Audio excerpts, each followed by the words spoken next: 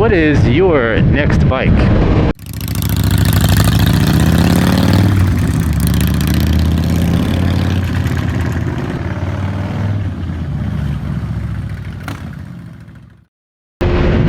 So here we are, we're out on the 2024 Kawasaki Z900.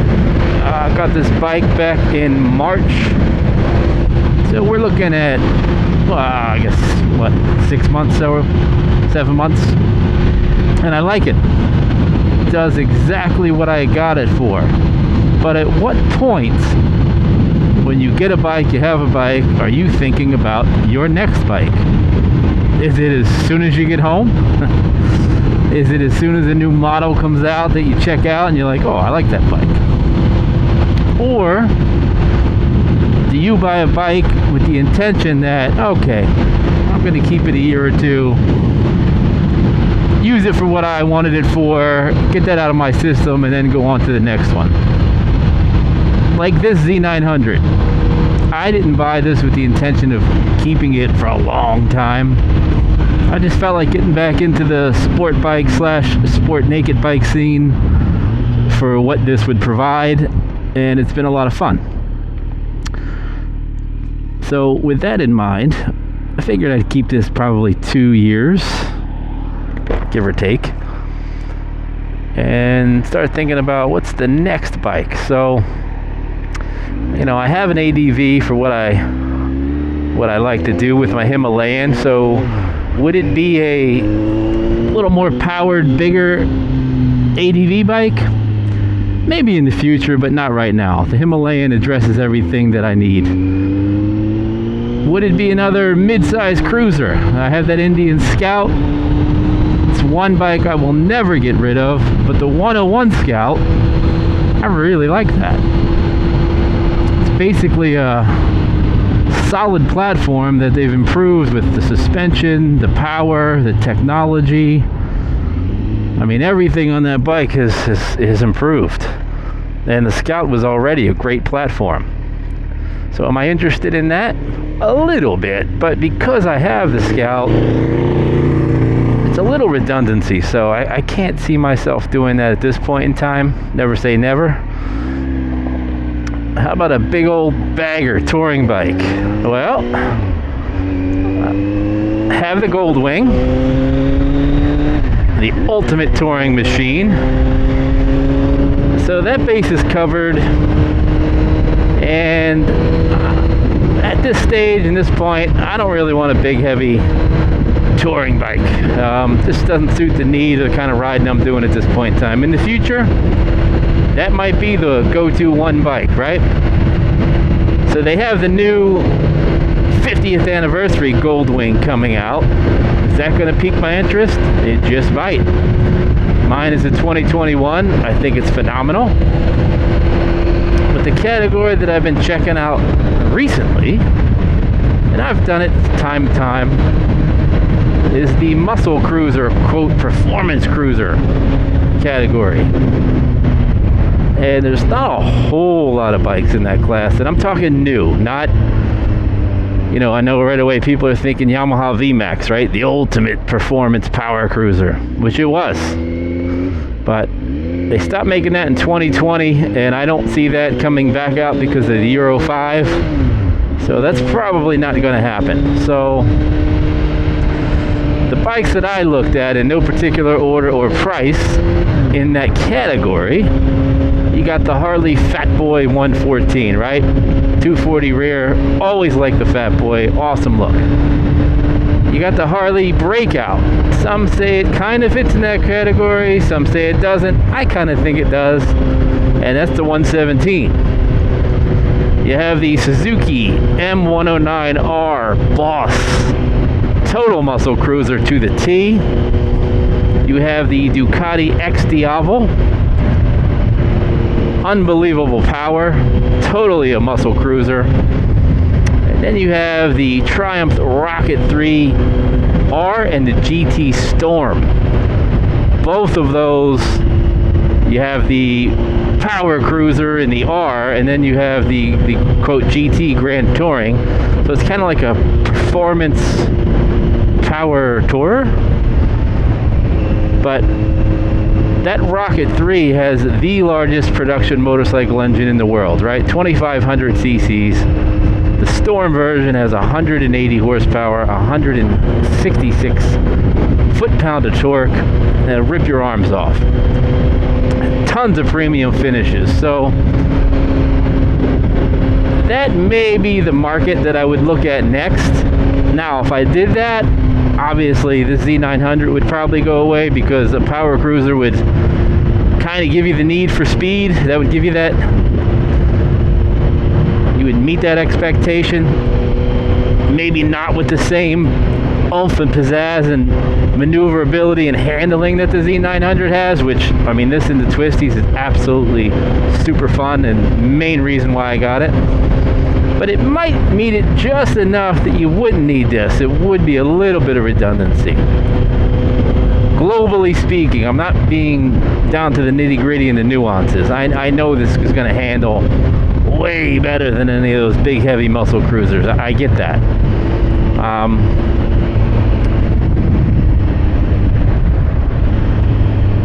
You know, and if you get the Rocket 3, I mean, you talk about torque. Whew, I'm sure that's got all the oomph you need. Wouldn't handle as good as this, but you get the thrill of speed bet, so to speak.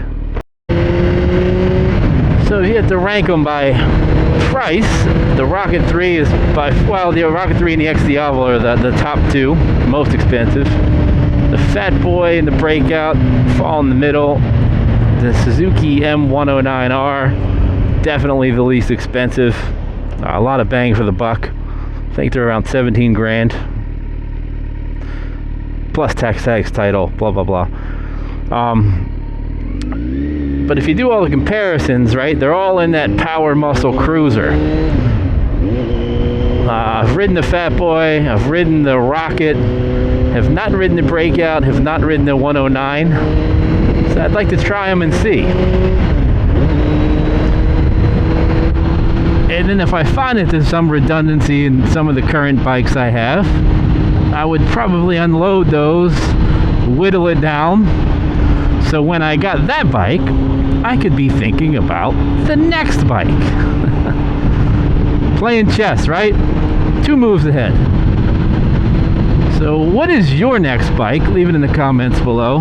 When do you think about getting that bike?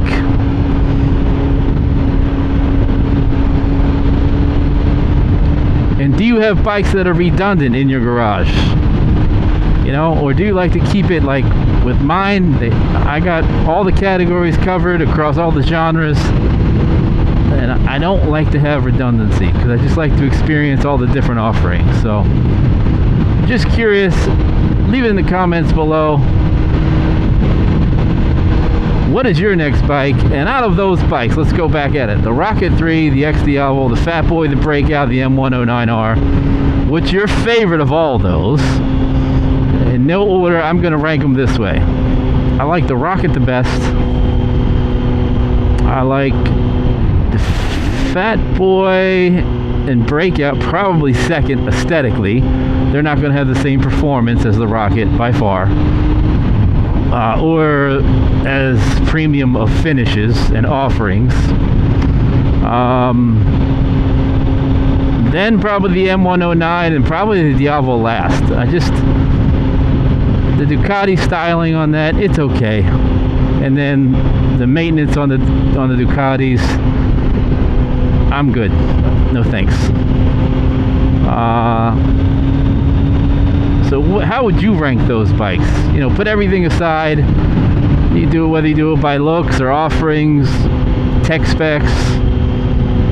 You know, throw the price out the window just for curiosity. Rank it as you see it. A lot of you out there have just made some purchases in 2024, whether it was a new road glide or a street glide. I've seen a lot of people with those. Some BMW sport bikes, some Aprilia sport bikes. Ducati, the Pikes Peak edition with flying rides. So a lot of people have made some new purchases all across the board. Always good to see those. So what went into that thinking on your next bike, and what was your reasoning for getting those particular bikes? And now that you have those, so it's 2024, I got this 2024, and I'm thinking about my next bike.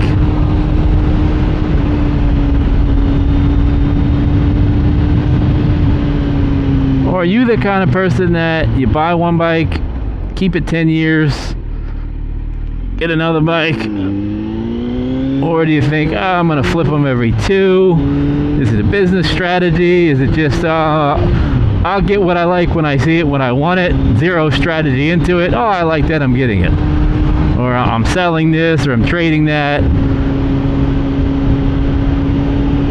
You know, with this Z900, like I said, I went into it with, I'll have fun on that for 2 years. Maybe more, I don't know.